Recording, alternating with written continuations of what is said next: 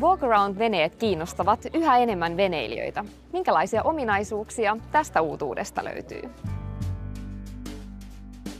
Venemessullahan on totuttu näkemään aina erilaisia uutuuksia. Teillä on myöskin täysin uusi veneluokka, näkyy tuolla taustalla. Kyllä. Kerrotko tästä? Joo, se on Nustar 34 ja siinä on pyritty näissä Walkaround-veneissä pääsemään vielä niin kuin koko luokassaan ylellisempään ja asuttavampaan veneeseen. Ja sen huomaa muun muassa keittiöstä, kylpyhuoneesta ja näistä avaroista makutiloista. Että vaikka ostat järkevän Nustar-veneen, niin kuitenkin sulla on myös ylellinen matkavene.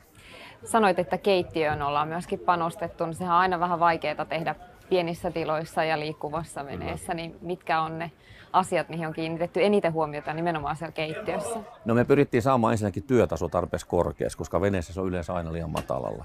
Toinen on se, että meillä on sekä ylä- että alakaapistot, siellä on jopa lajittelukeskus roskille useimmilla roskiksella ja näin. Että kyllä siellä on niin kuin ihan tämmöisiä käytännön juttuja ja totta kai design sitten.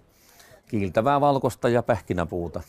No, tämä walkaround-systeemi puhuu systeemistä siinä mielessä, että herättää tietysti aika paljon keskustelua. Toiset tykkää, toiset ei. Mitenkä se nyt on otettu vastaan, kun tämä on tehty kuitenkin näin fiiniksi nyt tämä vene? Hyvin aikaisemmin oli ennen sellainen tilanne, että luultiin, että puhutaan työveneestä tai vähän tämmöisestä kalastusveneestä.